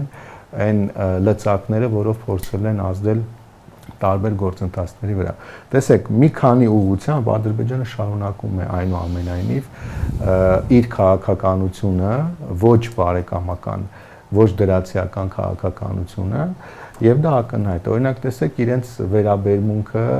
Արցախի հետ կապված որևէ զարգացման։ Եվ եկեք վարչապետի առաջարկած գործարկից էլ խոսենք, Արմենիան-Ադրբեջան թեմա։ Դուք եք փակում Ղարաբաղի հայ Ես կարծում որ իրենք չեն հրաժարվելու Արմենիան-Ադրբեջանի խոսոտից չեն հրաժարվելու։ Իրան քանի դեռ հնարավորություն կա Հայաստանում սահմանափակելու Արցախի հետ կապված խոսքը, իրենք չեն գնալու փոխզիջման։ Իմ տեսակետը դա է, գուցե սխալվում եւ լավ կլինի որ սխալվում։ Հաջորդը նշվում է թրիփը, բայց այնտեղ էլի այլ հարցեր կան։ Օրինակ նույն տեսեք սահմանազատման գործընթացն տեղից չի շարժվում։ Դա պարզ է, չէ՞ որ Ադրբեջանը այստեղ էլ ունի որոշակի ակնկալիքներ։ Այնուամենայնիվ ես վստահ եմ, որ իրենք դեռևս օրակարգում են պահում ուրեմն նաև միջազգային դատական կառույցներում իրենց օրակարգն առաջ մղելու եւ չնայած կա համաձայնագրում կա կերպ, որ պետք է հրաժարվեն, բայց քանի այդ համաձայնագիրը չի ստորագրվել, այդտեղ էլ իրենց ուրեմն շահերն առաջ մղելու ուղղությամբ։ Եվ բնականաբար, ինչպես արդեն նշվեց, քարոզչական մակարդակում անընդհատ, որտեղ որ հնարավոր է, այս process-ն իրենց օգտին առաջ մղելու եւ նաեւ զուգահեռաբար Հայաստանի ներքաղաքական օրակարգի վրա ազդելու։ Շնորհակալ եմ, պարոն Միրզաբեկյան, ուր մնաց միջանցք պահանջող Ադրբեջանի նախագահ։ Հենց դա որ ոչ միտեղ չի կորել։ Իրականում հենց դա որ Ադրբեջանը այսքան ինչպես նշեցի, ինքը առաջ է տանում հենց այս ուղղությունը, եւ ես մի փոքր այլ կարծիք ունեմ, թե ով է, եթե մասնաբաժնով չխորանանք տոկոսների, բայց որ Հայաստանն է ամենաշատ շահում TRIP ծրագրից, ես այդպես չեմ կարծում, գոնե այս պահին, կարծում եմ, եթե կրեդիտ չտանք որևէ կողմին, ապա Ադրբեջանը հաստատ ամենաշահողներից է եւ ամեն կերպ ցանկանալի է, որ հենց շահողների մենաշնորհի շրջանում այդ լիգայում ինքը լինի, մի կողմ թողնելով Հայաստանին, ինչ եմ ասում, որովհետև TRIP ծրագիրը մեզ համար կարևոր է, այո, ոչ մեկ չի կարող ասել, որ կարևոր չէ, առնվազն անվտանգային առումով խաղաղությունը, հետո մենք կարող ենք մեր երկրի մի մասից, այսինքն երկրի մեկ այլ հատված դեպի երաս ճանապարհ ստանալ եւ այլն, բայց գլոբալ նշանակությամբ շահում է դիցուկ Ադրբեջանը, որովհետև նա առաջնահերթ է համարում սա, նա փորձում է այս ճանապարհը առաջ տանել եւ Հայաստանը կշահեր, եթե ունենար այլ դիվերսիֆիկացիա, TRIP-ից կշահեր, եթե ասենք ունենար Հայաստան-Թուրքիա բաց սահման, եթե այդ սահմանը չկա, ապա ստացվում է, որ TRIP-ում Հայաստանի շահելու գործակիցը ցածրանում է, որովհետև այդ TRIP-ը մեզ համար առավել նշանակություն կստանա, ինչպես նաև ղազախական հնարավոր ճանապարհի դեպքում, երբ որ գործեն Հայաստանով տարբեր ճանապարհներ միանան տարբեր երկրների։ Դա դեռևս մեզ համար չի գործում։ Ինչպես ասած, ճիշտ գործընկերս Ադրբեջանը նաև փորձել է կենտրոնական Ասիայի ֆորմատով լիիրավ անդամ դառնալ, այս սա է հարցը, որ Ադրբեջանը փորձում է այն, որ ինքը շահել է, այլ փորձում է այս ճանապարհին եւ դերակատարություն ստանձնել, այսինքն ավելի մեծ դերակատարություն հասնել։ Բայց արդյոք կոնֆլիկտ ծնող աղբյուրից դառնալ համագործակցության տարածք։ Այդ տրանսֆորմացիան ինչքանով է հնարավոր, այսինքն մեծ գերտերությունները գնան Ադրբեջանի դուռը խոսելու, որ կլինի չհարցակվես Հայաստանի վրա կամ կլինի Վրաստանի հետ խնդիրներ չառաջացնես, արի խոսենք, այս տրամաբանությունը Ադրբեջան մի կողմ դնի եւ զարգացնի տնտեսական, կոմունիկացիոն, Եվրոպա-Ասիա կապող կամուրջի տրամաբանություն, այսինքն անցում կատարի կոնֆլիկտայինից համագործակցության։ Այո, ինչու ոչ, որովհետև եթե տնտեսական համագործակցությամբ ինքը օգուտներ է շահում, ինչու չդիմել այդ քայլին, ում է պետք է դեպքում պատերազմը։ Իրենց էլ պետք է, այսինքն եթե տնտեսական օգուտներ ես փոխգործակցությամբ ստանում եւ ոչ մենակ Հայաստանի հետ համեմատությամբ, դու կարող ես TRIP-ի գործում ներգրավել, ինչպես նշեցին, միջազգային խաղացողների, Միացյալ Նահանգների, դա հո Հայաստանի կշիռը բարձրացնելու համար չի ներգրավում, ինքը ներգրավում է, որ իր կշիռը բարձրանա, որ ինքը այդ թեզը, որ ուզում են մեզ վերացնել եւ որևէ Դա ես այդ թեզին չեմ անդրադառնում, սա ինչ որտեղ մրցակցություն է եւ նա փորձում է ունենալով լայն հնարավորություններ, փորձում է ներգրավել այդ միջազգային խաղացողներին, որպեսզի կենտրոնական Ասիան Եվրոպային կապելու գործում ինքը ունենա առանցքային առաջատար դիրք, բայց առանց նախ պետք է նախ աշխատել, դա հստակ երաշխավորված չէ, ըստ ից որ Սյունիքով անցնելիք ճանապարհը հենց բաժանելի մաս կկազմի միջին միջանցքի, նախ դրա վրա պետք է աշխատել, բայց առանց դրա էլ Ադրբեջանը ստանում է մեծ առավելություններ, որովհետև նաև դետալներով կքննարկվի, բայց նա ստանում է այդ մենաշնորհը իր տեսանկյունից մեծ առավելություններ ապրանքները հասցնելու Եվրոպա եւ այլն։ Եվ այս առումով սա հերքում է այն թեզը, որ բնականաբար ամենամեծ շահողներից մեկը հենց Հայաստանն է։ Ես նշեցի իմ ընկալմամբ, թե որ սկզբունքային հարցերում է շահում, բայց ես այստեղ ուրիշ ռիսկեր եմ տեսնում, մասնավորապես ինչպես նշեց իմ գործընկերը, որ Ադրբեջանը նաև ցանկանալու է Միացյալ Նահանգների միջոցով միջամտել կամ ազդել հայ-ամերիկյան գործակցության վրա հենց TRIP-ի ճանապարհի հարցում, այո, ըստիս կարծում եմ, որ կարող է եւ Ադրբեջանը փորձի միջամտել այս հարցերին, այն է մեր ներքին գործերին, ինչպես որ դա եղավ օրինակ Հայաստան Եվրամիություն այս փաստաթղթերի ստորագրման համատեքստում, երբ որ նա արծարծում էր այնպիսի հարցեր, որը կարծում եմ, որ միջամտություն է ներքին գործերին եւ այս դեպքում էլ գուցե ինքը ակտիվորեն ուղղակի թե անուղղակի փորձի միջամտի դետալների հետ կապված, թե Հայաստանն ու ամերիկյան կողմը ինչ դետալներով կհամաձայնեցնեն իրենց հետագա քայլերը։ Մեծ հաշվով հենց այս է եւ կարծում եմ, որ մեր ուժը լինելու է դեռևս այդ ուժը այսքան նախնական փուլում է, այսքան կան հիմքեր խաղաղության տեսքով, բայց մեր ուժը լինելու է, որպեսզի տարանցիկ ճանապարհների Հայաստան-Թուրքիա հարաբերությունների կարգավորման փուլում մեր տարանցիկությունը ավելացնեն։ Թրիփով դեռ մեր տարանցիկությունը չի ավելանում։ Եվ այստեղ եթե թույլ կտաք մեկ կարևոր բան ասեմ, պետք չէ մոռանալ հակառակ կողմի մասին, ադրբեջանական պահանջների մասին։ Այսինքն մեծ հաշվով հողի վրա կա երկու պահանջ, մեկը կամ նախապայմանի, թե այսպես ասենք, կոմունիկացիոն հարցերն է եւ Հայաստանի սահմանադրությունը։ Ինչ է դա նշանակում, որ եթե կոմունիկացիոն հարցերում դիցուք ինչ որ փոխշահավետ կամ փոքրի շատ է ընդունելի պայմաններ է լինում թե Հայաստանի, թե Ադրբեջանի կողմից, նաեւ այդ face-saving-ը հաշվի առնելով, ապա դա չի նշանակելու, որ Հայաստան-Թուրքիա սահմանը կամ դիցուկը բացվի, որովհետեւ կա երկրորդ պայմանը, նախապայմանը, դա հենց սահմանադրության փոփոխությունն է։ Իսկ դա կարող է օրենսդրական նախաձեռնություններով մի փոքր երկար տևել։ Հետևաբար ինչ է ստացվելը, որ ինչ որ փուլում այդ դետալները կհամաձայնեցվեն թրիփի հարցում, գուցե ինքը կսկսի գործել, բայց առանց այդ սահմանի բացմանը։ Հետևաբար դա ես չեմ ասում այդպես է լինելու, բայց հնարավոր է։ Այսինքն կլինի, որ մենակ կօգտվի մեծ հաշվով ինքը։ Դրա համար մեր օգուտներից մեկը հենց այս թրիփից նաև այլընտրանքային ճանապարհի ստացումն է այս դեպքում Հայաստան-Թուրքիա սահման։ Շատ լավ, եկեք սկսենք ամփոփել, պարոն Մելիքսեթյան, այս տնտեսական կոմունիկացիոն, էներգետիկ, չգիտեմ, հաղորդողիների թեմային ավելացնենք նաև քաղաքական եւ վարչապետի առաջարկած այդպես անվանենք գործարքը, մոռանում ենք Արևմտյան Ադրբեջանը, մոռանում ենք Լեռնային Ղարաբաղի հայերի վերադարձի հարցը, սկսենք ամփոփել, բայց խնդրում եմ նաև լայն պատկերին եւ առաջիկա հնարավոր զարգացումներին անդրադառնալիս նաեւ այս գործարքի ստացվելու հավանականությանը անդրադառնանք, խնդրեմ սկսենք ամփոփել։ Հա, ես կարծում եմ, որ այս Արևմտյան Ադրբեջանի խոսույթին ուղղված է ոչ թե Հայաստանի միայն Հանրապետության հետ կամ դեմ, հա, այլ հիմնականում նաև Ադրբեջանի պլան երկուսն է այլ զարգացումների դեպքում ու նաև միջազգային տարբեր արձագանքների համատեքստում է իմ կարծիքով ինքը շատ ավելի ակտուալ, որովհետև նույն այս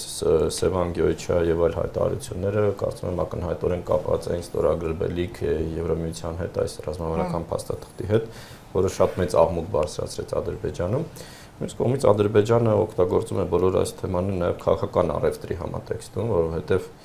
ակնհայտորեն հիմա Ադրբեջանը Եվրամիությունից խոշոր փող է ուզում, դրա գրեթե չեն թաքցնում իրենք, եւ նաեւ ինչ որ կոնֆլիկտային իրավիճակ ստեղծել, որ դրա դիմաց ներդրում ստանա, սա Ադրբեջանի մարտավարություններից մեկն է եւ դա ինքը կիրառել է նաեւ Հայաստանի հետ հարաբերությունները։ Մենք տարին սկսել ենք, երբ որ Հայաստանը կոչվեց ֆաշիստական պետություն, դուք հիշում եք պատերազմի սպառնալիք եւ այլն, ու դրանից հետո մենք ունեցանք այս զարգացումները օրինակ։ Ու սահմանազատման գործընթացը այդպես սկսեց պատերազմի սպառնալիքով, ինչ որ շանտաժով, ու միշտ այս գործիքակազմը կարծում եմ լինելու է, բայց ինձ համար ակնհայտ է, որ այնուամենայնիվ այդ տեսակը փոխվել է այս գործիքակազմի ու կա իսկապես հնարավորություն գնալ նաև տարբերակ մեկով, հա, որը երևում է եւ որի դրսեւորումներն են բոլոր այս։ Այսինքն երկու գիծն էլ պահել։ Այո, բայց հիմնական գիծը հիմա ակնհայտ է, որ առաջինն է, ոչ թե երկրորդն է։ Երկրորդը կարծում եմ նաև հիմա Ադրբեջանը այդքան էլ վստահ չի, որ Թուրքիան միշտ պահպանելու է իր այս դիրքորոշումը Հայաստանի հետ կապված, եւ ես կարծում եմ, որ կա ակնհայտ չբարձրաձայնող լարվածություն երկու կողմերի մեջ եւ անվերջ ինքը չի կարող հետաձգել սահմանի բացումը եւ այլ հարցերը ու որովհետեւ Թուրքիան նույն մոտիվացիան եւ նույն հետաքրքրվածությունը այլևս չունի փակել պահել փակ սահմանները, ինչ որ ունի Ադրբեջանը, հա։ Եվ այս գործիքակազմն էլ են ազդում որոշակի նյարդանային տարի ավելացնում Ադրբեջանի արտաքին քաղաքականության մեջ։ Երրորդը ես կարծում եմ Ադրբեջանի երկարաժամկետ այնուամենայնիվ դրույթը դա տարածաշրջանի տնտեսական հաբ լինելն է, իսկ դա նշանակում է, որ ինքը պետք է կանխատեսելի լինի նաև միջազգային ակտորների համար խոշոր եւ սա ընդհանրում է նաև խաղաղության այս թրեկի զարգացումը, որովհետեւ հակառակ դեպքում շատ դժվար է կնքել նման խոշոր պայմանավորվածություններ, նույն ԱՄՆ-ի միջնորդությամբ եւ այլն, եւ հետո ինչ որ պատրվակներով դա չեղարկել։ Այսինքն կոնֆլիկտային թիկնոցից պետք է ազատվի։ Այո, ու սա երևում է Ադրբեջանի ընդհանուր այդ ներդրումների դրամաբանությունից, սա երևում է նաև նրանից, որ իրենք հիմա գումարի կարիք ունեն։ Ադրբեջանական կողմը ասում է, որ օրինակ միայն Ղարաբաղում իրենք ծախսել են մոտ համարյա $500 միլիարդ բանի համար, հա, ականազերծման համար, ել չասենք այն խոշոր ներդրումային ծրագրերը եւ ճանապարհաշինությունը, որը նաեւ 2023 թվականից անիմաստ էր հետո, օրինակ Մռավի լեռնաշխարհի տակ այդ ահռելի տարածաշրջանում ամենաերկար թունելը, որ Մարտակերտի ճանապարհի բացումից հետո շատ տարօրինակ տեսք ունի, որովհետեւ Կյանջայից հարավ գալը ավելի անբարենպաստ հատվածով է, քան Մարտակերտով Տարտարի, հա, Տրտուգետի այդ բանով հասնել Քելբաջար, բայց նրանք արել են ենթադրելով, որ այդ իրավիճակը կշարունակվի ավելի երկար։ Սա էլ է հետաքրքիր, ինչ տրամաբանությամբ, ինչպես է փոխվել այդ տրամաբանությունը հենց 2022-23 թվականներին։ Ու կարծում եմ նաև Ադրբեջանը նավթային եւ այս էներգոկիրների տնտեսությունից ինչ որ տրանզիտի, հա, մոտ միջնաժամկետ ապագայում տրանզիտի ձգտում ունի եւ համարում է, որ սա այդքան չի կարող ապահովել իր երկարաժամկետ տնտեսական զարգացումը եւ ադրբեջանական կողմից կան հստակ նաեւ մտավախություններ, որ գուցե եթե կոնֆլիկտը պահպանվի, սա ապագայում Հայաստանին որոշակի առավելություններ կտա, որովհետեւ Հայաստանի տնտեսությունը այնուամենայնիվ այլ հիմքերով է կառուցված եւ ես առանց Հայաստանի չի կարող տրանզիտ դեր կատարել։ Առանց Հայաստանի, դրանք Վրաստանը կա, որ այդ դեր ունի, բայց Վրաստանի տարածքով բոլոր կոմունիկացիաները ավելի երկար են, որ գնում են Թուրքիա եւ Արևմուտք, եւ երկրորդը նաեւ Վրաստանը ունի այդ քաղաքական գործոնը, ինքը շատ ավելի մոտ է Ռուսաստանին եւ շատ ավելի կախված է իրականում Ռուսաստանին։ Հայաստանը սահմանների բացումից հետո տարածաշրջանում հավանաբար ինչպես նշվեց, նպաստավոր դիրք ունի։ Հայաստանը չունի օրինակ Ռուսաստանի հետ ընդհանուր սահման, հա, ինչ է նոր համատեքստում դրական։ Եվ կնեք երևի նաեւ Հայաստանը այս իմաստով դրական իրավիճակում է հայտնվել, որ ավելի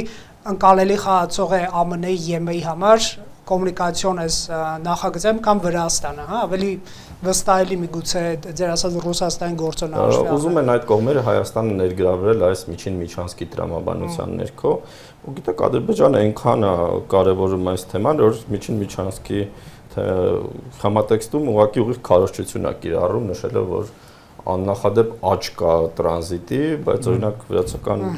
փորձագետների հետ որ խոսում ես, իրենք ասում են այդ 4.6 միլիոն տոն բեռնափոխադրումները, որ իբր եղել են 2024 թվականին, չեն եղել, դա Ղազախստանից Ադրբեջան մտած բեռների քանակն է, բայց Վրաստանի նավահանգիստները մտել է 2 միլիոն տոն։ Օրինակ դա էլ է հետաքրքիր, դա նշանակում է, որ իրանք ուզում են նաև ներդրումներ բերել նման թեզերը տարածելով, հա, որովհետև իրենց օրինակ նավահանգիստների այդ թողունակությունը, որ կա Ալյաթում, որ իրենք ուզում են ավելացնել եւ այլն, ցույց է տալի, որ դա կարևոր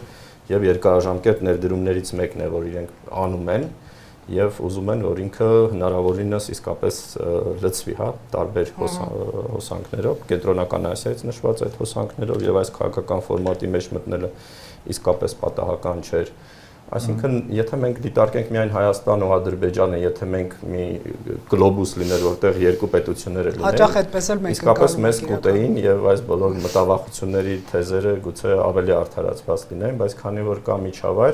միջավայրը որոշ դեպքերում ավելի ռիսկային գործոններ է ստեղծում, ու կան երկրներ, որ տարածաշրջանում իսկապես կարող են ավելի ռիսկային գործոններ ստեղծել, բայց կան նաև դրական, ինձ թվում է դրականը նույնպես կա եւ որոշակի ստիմուլյացիա կա, որ այս գործընթացը լինի, այդ թվում ԱՄՆ-ի եւ Եվրամիության կողմից, եւ հետեւաբար լինելու է բավականին ծանր, բավականին նյարդային, բավականին քարոզչական տարբեր ինձ թվում է գործընթաց, որտեղ քարոզչությունը լինելու է նաև ոչ թե ուղղված միայն Հայաստանին, այլ նաև այդ կողմերին, բայց ես կարծում եմ, որ մենք իսկապես շանսեր ունենք դուրս գալ որպես ապաշրջափակված երկիր, ու այստեղ շատ կարևոր է, որ բաց սահման ունենք Թուրքիայի հետ, ինչը նույնպես նշվեց։ Շատ լավ, մի կարճ ճշտում, դուք Հայաստան-Ադրբեջան սահմանի բացում կորակեք, եթե այս process-ները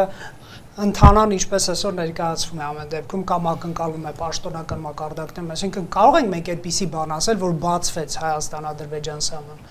Չէ, Հայաստան-Ադրբեջան սահմանը կբացվի, եւ որ մենք կունենանք դիվանագիտական հարաբերություններ, եւ որ կունենան լիարժեք իսկապես անցակետեր, որ գործում են երկու պետությունների սահմանին, բայց մեր կոնֆլիկտը այնքան տոտալ է եղել, որ գիտեք ցանկացած դրական փոփոխություն, մասնակի տրանզիտ, ինչ որ նման զարգացումներ նույնպես դրական են եւ տանում են դրան, հա։ Ոչ մի այլ կոնֆլիկտ այս տոտալությունը մեր տարածաշրջանում նույնիսկ չի ունեցել։ ու նույնիսկ 92 թվականներին դեռ ինչ որ բեռներ մտնում են Հայաստան Ադրբեջանից, թե Մեղրիով, թե Իջևանով օրինակ, հա, բայց դրանից հետո ցանկացած դինամիկա լինելու է իմ պատկերացմամբ այսպեսին, ու սա նույնպես գուցե նաև լավ է, որովհետև մեզ ժամանակ է տալիս նաև հետագա քայլերը մտածել, հաճախակի դա էլ չկա, ու մենք ինչ որ sense արագ լուծումներ ենք ընկալում, հետո պարզվում է, որ կոմունիկացիաներ չունենք օրինակ։ Հիմա բացենք էլ չի աշխատելու այդ սահմանը օրինակ, որովհետև կոմունիկացիա չունենք։ Շատ լավ։ Խնդրեմ ամփոփման հնարավորությունը։ Դուք խոսեցիք վարչապետի առաջարկած գործարքի մասին, դա այնքանով իրատեսական չէ, որքանով որ Հայաստանում եւ վարչապետին եւ առհասարակ քաղաքական շրջանակներին հիշեցնում են Արցախահայության վերադարձի իրավունքի մասին եւ այդ իրավունքը միջազգային ատյաններում պաշտպանում են ոչ քաղաքական շրջանակների եւ պետության հետ կապ չունեցող մարդիկ, իսկ Ադրբեջանում Արևմտյան Ադրբեջան թեզը եւ առհասարակ այդ նախագիծը շատ կոնկրետ եւ շատ ահռելի ֆինանսավորում ունի հենց Ալիևի կողմից, պետական ֆինանսավորում, այնտեղ ունեն իրենք պետական հեռուստաընկերությունում ամենօրյա, ամենշաբաթյա հաղորդումներ, որտեղ ամեն շաբաթ Հայաստանի մի քաղաք, մի գյուղ, մի վանք, մի եկեղեցի, ընդհանուր նաև մշակույթի եւ այլ գործիչներ համարվում են ադրբեջանցիներ։ Այսինքն դնել դա մի հարթության մեջ, այն դեպքում, երբ որ Հայաստանում այդ մասին հիշեցնում են, իսկ Ադրբեջանում դա կոնկրետ ֆինանսավորում է ստանում, մեղմ ասած, ինձ համար իրատեսական չէ։ Միանշանակ Ադրբեջանը չի հրաժարվելու Արևմտյան Ադրբեջան թեզից, որովհետեւ այնտեղ շատ կոնկրետ քաղաքականություն է տարվում այդ ուղղությամբ։ Ես շատ լավ հիշում եմ, որ երբ որ Հայաստանում սկսվեց ադրբեջանալեզու լուրերի թողարկումը, անգամ Հայաստանից ասում էին, որ ահա պատրաստվում եք ադրբեջանցիների գալուն 300,000 ադրբեջանցիների տալուն, այո, թրքացնում եք եւ պատրաստվում եք դրան։ Իրենք այնքան են համոզում հայ հասարակությանը եւս, որ այստեղ նույնպես կա այդ այսպես չակերտավոր լեգիտիմ տրամաբանությունը, հա, որ եթե դա կա, ապա դուք պատրաստվում եք սրան։ Մեջդեռ Ադրբեջանը լուրեր ունենալը սուրը ուղղված է իրենց կողմ, ոչ թե մեր, էլի։ Ինչ մնում է ուրեմն հավասարությանը, ապա նախ մի բան բաց թողեցի, եթե իրենք Արմենիան Ադրբեջան խոսույթը եւ այս կոմունիկացիոն հավանական դրական զարգացումն է ոնց են, էլի, իրար առաջին հերթին, առաջին հայացքով հակասող բաներ են։ Միանշանակ հակասող են եւ այդտեղ կարծում տրամաբանություն գտնելը շատ դժվար է լինելու։ Խառնաշփոթ է, որովհետեւ նույն քաղաքական ամբիոնից մեկ գործիչ կարող է խոսել տնտեսական բազում հնարավորությունների մասին, հաջորդը բարձրանալ եւ ասել Արևմտյան Ադրբեջանի մասին։ Ինչն է դրան խանգարում Հայաստանում, այնտեղ բոլորը խոսում են Արևմտյան Ադրբեջանի մասին, իսկ Հայաստանում օրինակ չկա մարդ, որ կարող է ասել, գիտեք ինչ կա, եթե դուք խոսում եք Արևմտյան Ադրբեջանի մասին, մենք էլ կխոսանք օրինակ ուտիքի մասին, կխոսենք Բագարանի մասին, որը ասենք Բաքու քաղաքն է, այո, չկան այդպիսի փորձագետներ Հայաստանում, եթե կան նրանք եզակի մարդիկ պետք է լինեն։ Կարծում եմ պետք է լինեն, որպեսզի համապատասխան, եթե անգամ դա իրատեսական չի, ապա պետք է լինի համապատասխան արձագանք նման Արևմտյան Ադրբեջան եւ այլ թեզերին, որոնք իրենք առաջ են տանում, որովհետեւ երբ որ չի լինում արձագանք, նրանք ունենում են ազատ դաշտ այդ ինֆորմացիան տեղ հասցնելու եւ մենք ունենում ենք այն պատկերը, որ փաստորեն Հայաստանում պատրաստվում են ադրբեջանցիների գալուն։ Ինչ մնում է ուրեմն բարբերաբար Ադրբեջանից եկող այդ քաղաքական ժեստերին, ես չէի ուզի այստեղ իհարկե տեսնել տրամաբանություն, բայց կարող ենք տեսնել դա, որ Բարբերաբար Ադրբեջանը առաջին անգամ ծորենի միջոցով, երկրորդ անգամ նավթի միջոցով, իրենց քաղաքագետներից Էլխան Շահինօղլուն կարծում եմ ծանոթ ենք բոլորս, ասում է, որ հաջորդը կարող է լինել գազը, հաշվի առնելով Հայաստանի ներքաղաքական դրությունը եւս, Հայաստանը պատասխան քայլեր չի անում։ Նախ որովհետեւ կարծում եմ չունի համապատասխան ռեսուրս, այո։ Եկեք անցեք մեր տարածքով։ Եկեք անցեք միայն, այսինքն մենք ռուսական գազը մենք չունենք իրենց ոչինչ տալու, հետեւաբար կարծում եմ, որ Ադրբեջանը այստեղ նաեւ ակնկալում է այլ գործողություններ, այսինքն մի դեպքում գուցե շատ կոպիտ է հնչում, բայց տալիս ենք ծորեն, դուք հրաժարվում եք այս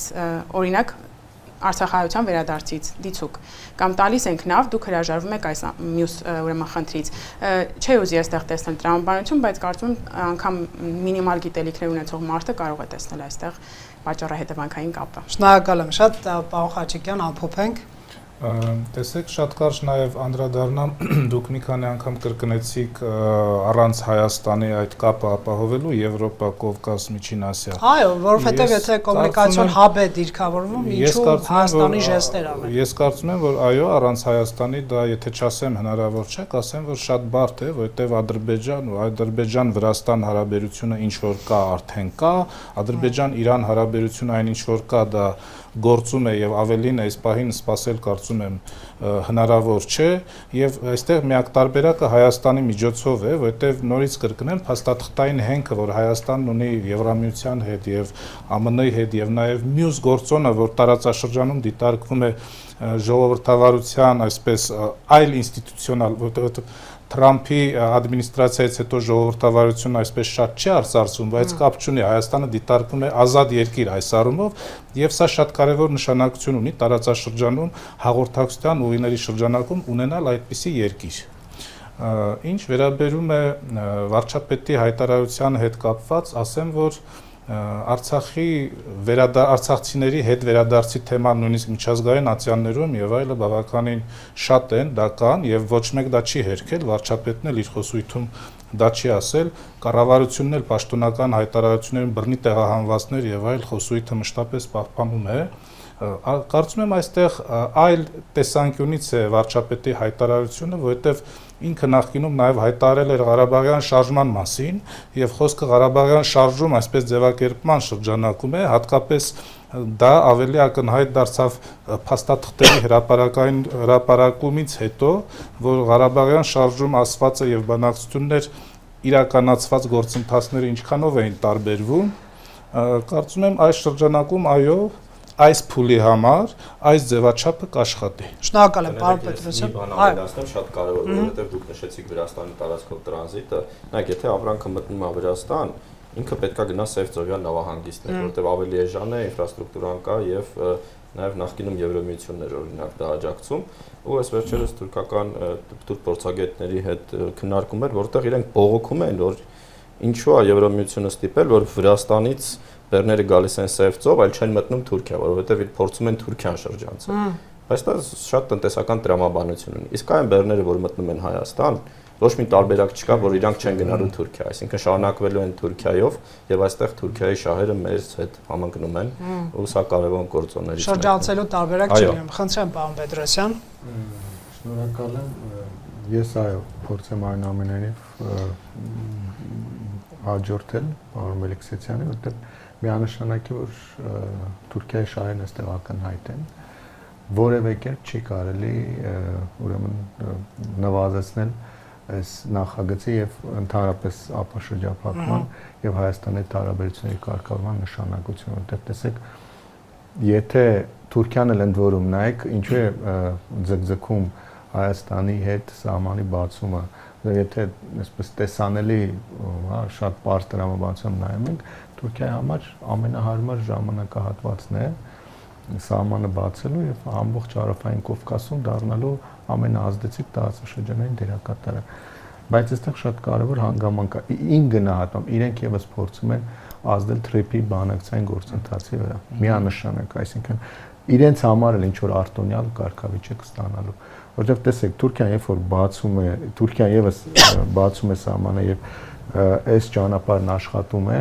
հաշվի առնելով Ադրբեջանի արդեն մուտքը C5, որ մասին նշեցի, ինքը փաստացի արդեն ուղիղ եւ հնարավորինս անխոչնդոտ կապ է դարձյալ ստանալու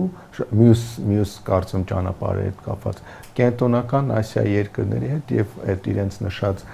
այսպես կոչված թուրանական միջանցքի տրամաբանությունը, տեսեք, չեմ ասում, որ բովանդակությամբ այդպես է, բայց այդ տրամաբանությունը իրենք ստանալու են։ Դրա համար Թուրքիայի դերակատարում շատ ընդ որում հետաքրքիր է, այստեղ ես ուզում եմ հիշեցնել Ֆիդանի վերջին հայտարարություններից մեկը, որ նշել է, որ եթե մենք բացենք Հայաստանից սահմանը, ապա Հայաստանի շահագրգռվածությունը այլևս Ադրբեջանի հետ կարգավորման գործընթացում կնվազի։ Իհարկե սա քող է Թուրքիայի ուրեմն նման դիրքորոշում արդարացնելու, բայց նշեմ, որ Թուրքիան եւս շատ ակտիվ հետևում է, վստահ եմ եւ փորձում է մասնակցել կամ անուղակի կերպով ներկա գտնվել այս բանակցային գործընթացում։ Հիմա հաջորդը Արևմտյան Ադրբեջանի խոսույթի հետ կապված, տեսեք, այստեղ մի կես կատակ բան ասեմ, եթե Արևմտյան Ադրբեջանի թեման փակվի, ապա Ադրբեջանում կմեռնի քաղաքացիական հասարակությունը, որտեղ միջազգային ֆոնդերի փակումից հետո պետությունը դարձել էր միակ դոնորը եւ հիմնական թեմաները հայկական ուղղված են։ Կամ էլ պետք է փոխվեր ծովի էկոլոգիայից միգուցե։ Պետք է կամ էլ Հայաստանից խաղաղության գործընթացից կամ տարածաշրջանային ադրբեջանցիներն են այնտեղ արտոնյալ վիճակում։ Այսինքն իմ գնահատմամբ այս բանին իրենք չեն գնալու, բայց այնուամենայնիվ հասկանալի է Հայաստանի Հանրապետության այսինքն Հայաստանի վարչապետի հայտարարությունն է, այսինքն սա արձանագրում է, որ կառավարության դիրքորոշման հետ որևէ կապ չունի այն ինչ որ տեղում։ Եվ ընդ որում հնարավոր էլ չի խուսափել, որովհետև տեսեք, արցախցիները այնուամենայնիվ մնում են Հայաստանում, նրանք ունեն խնդիրներ եւ այդ խնդիրներն անընդհատ բարձրաձայնվելու են,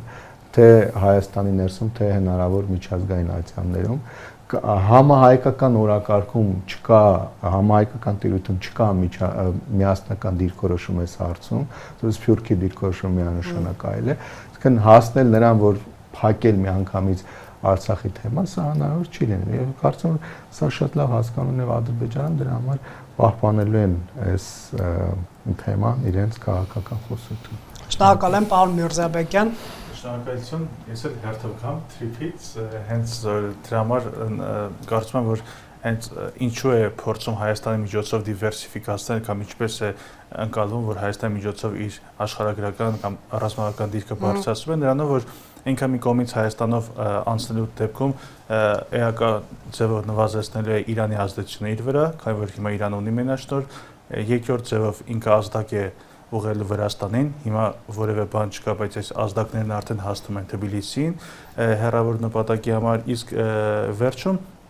արդեն փորձելով հնարավորինս առավելագույնը կորզել TRIP ծրագրից հնարավորինս քիչ հնարավորություններ տալ, հա, Հայաստանին այս ճանապարհին եւ ստանալ ավելի մեծ դիվիդենդներ, սրանով էլ նա փորձել է շատ քիչ մասնաբաժին տալ Հայաստանին, այսինքն սա ներկայացնում ադրբեջանական տեսանկյունը, ըստ որի նա փորձել է TRIP-ի միջոցով ավելի գերակա դեր ստանձնել եւ ընդհանուր առմամբ եւ սրանից եթե գումարենք արևմտյան կամ ամերիկյան փողերը, հոսքերը նաեւ Ադրբեջան, օրինակ հիմա խոսքի գնում Նախիջևանի երկաթողին վերակառուցել համար, ապա Ադրբեջանը նույնպես շատ շահեկան իրավիճակում է հայտնվելու։ Հիմա երկրորդ կարող եմ ասել, եթե գանք Հայաստան-Ադրբեջան գործընթացներից, ես կարծեք տպավորություն ունեմ, որ ուղիղ հակամարտությունից կամ ակտիվ հակամարտությունից ինքը անցում է կատարել հարաբերությունները ակտիվ մրցակցության, խիստ մրցակցության եւ սա պահվելու է եւ գործը մեծ հաշվով դիվանագիտական հարթությունում է արդեն, բայց սա էլ թվում է թե ինքը ակտիվ իհարկե հակամարտությունից լավ է պատերազմ չկա, սակայն սա ամենևին չի ենթադրում, որ գործը հեշտացել է, հակառակ ինքը ավելի շատ բազմաշերտ կամ բազմաբովանդակ բնույթ է ստացել, որովհետև Ադրբեջանը շատ ավելի բազմաշերտ պետություն է եւ մեր հարաբերություններն էլ հաշվի առնելով այս կոնֆլիկտը նույնպես բազմաշերտ են, հետեւաբար մենք շատ ոլորտներ կա, որոնց վրա պետք է հակաքայլեր մտածել, փորձել ինչպես հակազդել, ինչպես վերադասավորվել, ինչպես փորձել տնտեսական ոմանց համար ուղղակի խաբուսիկ թվացող քայլերը այն դարձնել տնտեսական օգուտ մեզ համար, այսինքն բազմաշերտն ավելի դարձել։ Իսկ սահմանի բացում կամ բացման process կարելի է սա համարել կամ բացման փորձ կամ նավթամթերքի տարածում։ Ընդհանրապես, եթե բեռներ սկսեն գալ Հայաստան։ Չէ, կարծում եմ չէ, որովհետև պարոն Մելիքսեթյանը ըստ շատ ճիշտ նկարագրեց, դա կլինի միայն այն դեպքում, երբ որ դիվանագիտական հարաբերություններ հաստատվեն, դա նույն զուգահեռը կարող են կանցկացնել մարգարա կամուրջի հետ կապված, որ մի քանի անգամ վերջի ժամանակներում բացվել, փակվել է մի քանի տարանցման համար, բայց դա չի կարող, դա ընդհանրապես չի ազդել։ Շատ նորություն ընդհատում, այս բանը Վրաստանի եւ Ռուսաստանի միջեւ չկան դիվանագիտական հարաբերություններ, այս ճանապարհներն աշխատում են, առևտուրը կա, այսինքն կարծում եմ դրա վրա հայտարարությունը հազիվ այդպեսին նույն, այսինքն պետք են անցակետներ, սահման հատելու ընթացակարգեր եւ այլն, որոնք դե դրանք կարծում եմ եթե անհրաժեշտ լինի կքննարկեն, այսինքն իրենք չեն սպասի, եթե իրենց համար դրված է օրակարգան ենթադրենք ինչ որ process սկսել է եւ իրենց համար նաեւ դրել են ինչ որ արհեստական պատճառաբանություն Հայաստանի սահմանության փոփոխություն, կարող է այդ սահմանադրական հանրակրվենը 3-4 տարի չի շա, բայց TRIP-ը ոնց է աշխատել։ TRIP-ը կարող է աշխատել առանց դրա։ Չեմ կարծում։ Այդ հենց այդ նույն դրամաբանությունը, ինչպես TRIP-ն է աշխատել, այնպես էլ Այս սահմանակետերը։ Այսինքն չեք բացառում բացման հավանականություն։ Ես չեմ բացառում։ Թեկուզ մասնակի։ Որովհետև եթե իրենք տեսնեն, որ դրանով կարող են նույն թրիպի դետալների վրա ազդեցության այդ բանակցությունների վրա ազդեցություն ունենալ, կարծում եմ կարող են բացել։ Սահման բացում նկատի ես ունեմ նաև տավուշ ղազախատվածում թեկուզ համակարգային փոխադրման։ Կարող են դրանով դրական էներգիա հաղորդել իրենց համար։ Հա, բայց եթե այդ գինը արժեն է, այո, գուցե, բայց ես կարծում եմ, որ դեռևս ինքը շատ փոքր կամ խորհրդանշական քայլեր է փորձում անել այդ դեպքում եւ կարծում եմ, որ միակ զգային հարցերից մեկը, ինչպես նաեւ մեծ խաղացողների համար մեր տարածաշրջանում, օրինակ Թուրքիայի, սա հենց կոմունիկացիայի հարցն է եւ լիովին համաձայն եմ, որ հենց Թուրքիայի տեսանկյունից այո, շահերը չեն համընկնում ոչ միշտ, բայց այս հարցում համընկնում են շատ հստակ ձևով, այսինքն միակ հարցը զգայուն տարածաշրջանում կարծում եմ Թուրքիայի համար հենց այս կոմունիկացիան է եւ այստեղ Ադրբեջանը ու Թուրքիան փորձել են հնարավորինս լավ պայմաններ իրենց համար կորցել եւ ինքը դրանով արդեն ինքը նույնպես բարդանում է եւ կան նաեւ խաղացողներ, ասենք Իրանը եւ այլն, որոնք որ իսկապես հետ է մնում այս գործընթացներից կամ չեն համապատասխանում իրենց շահերին։ Ինչ վերաբերում է